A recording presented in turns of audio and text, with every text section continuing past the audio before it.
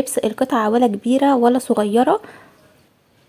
بعد كده معايا التتبيله، علبه زبادي، هامله علبه الزبادي دي ميه وهفضيها على الزبادي. التوابل ملح وفلفل اسود وبابريكا، توم باودر وبصل باودر وشويه من الزعتر، ومعلقه من تتبيله الشيش طاووق لو مش متوفره خلاص، ومعلقتين كبار من الخل.